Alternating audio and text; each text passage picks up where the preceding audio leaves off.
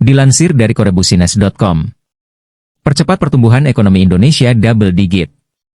Dengan meluruskan pengelolaan aset sumber daya alam, SDA, minyak dan gas bumi, migas, serta mineral dan batu bara, Minerba, sesuai Konstitusi UUD 1945 Pasal 33. Undang-Undang Migas Nomor 22 Tahun 2001 yang diendorse oleh International Monetary Fund, IMF, ketika terjadi krisis moneter.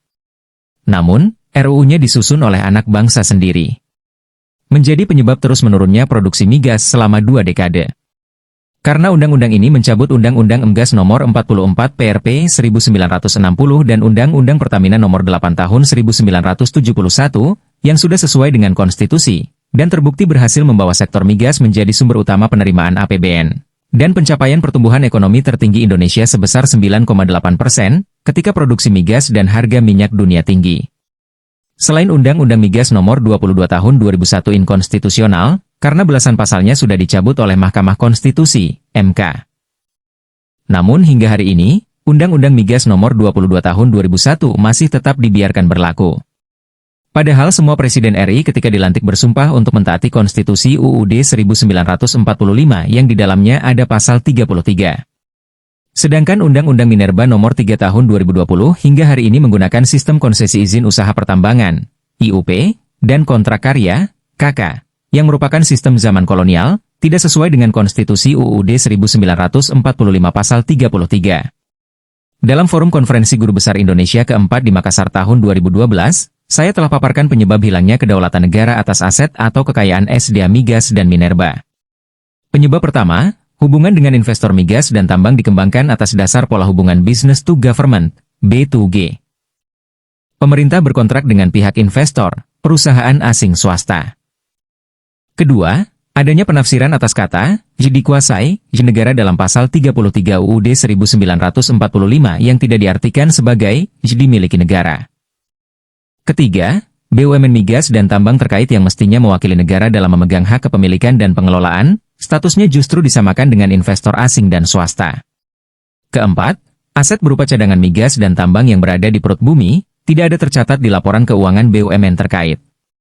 Kelima, karena aset berupa cadangan di perut bumi tidak secara tegas dinyatakan sebagai milik negara, dan tidak juga dilaporkan dalam laporan keuangan BUMN terkait, maka pihak kontraktor yang mengklaim sebagai asetnya, dan dijadikan agunan dalam meminjam uang dari bank.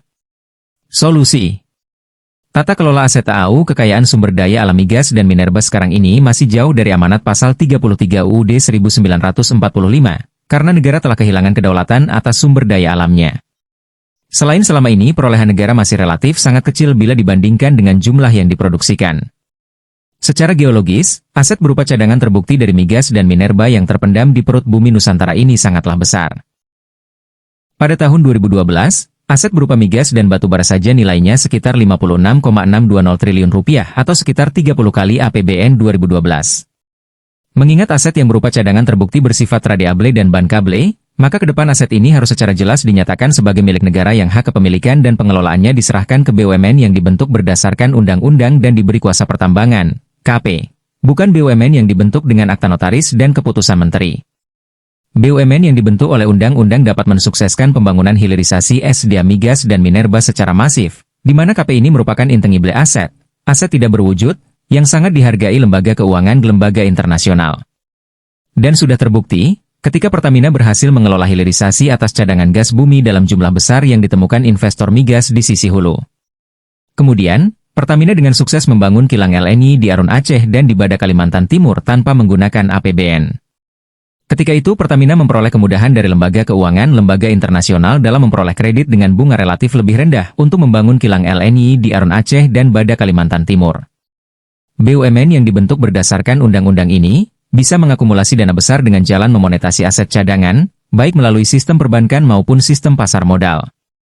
Pemerintah bisa menggunakan dana tersebut untuk membiayai pembangunan infrastruktur secara masif di seluruh Indonesia guna mempercepat Indonesia menjadi negara maju yang sejahtera.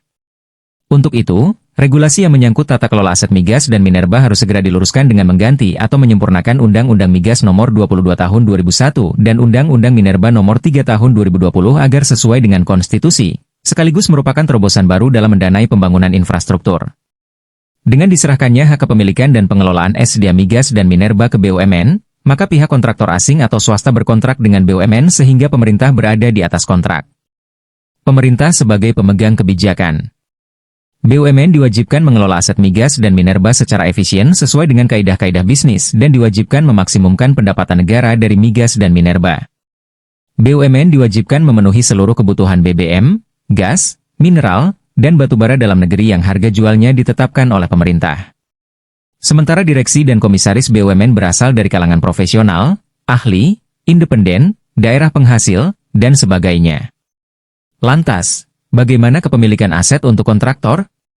Cadangan migas dan minerba baru menjadi aset milik kontraktor, setelah diproduksikan dan dibagi dengan BUMN. Dr. Kurtubi alumnus FEUI, IFP, dan CSM. Mantan pengajar mata kuliah Diplomasi Energi Pasca Sarjana Universitas Paramadina, dan mantan pengajar Ekonomi Energi Pasca Sarjana FEUI di Salemba dan Depok.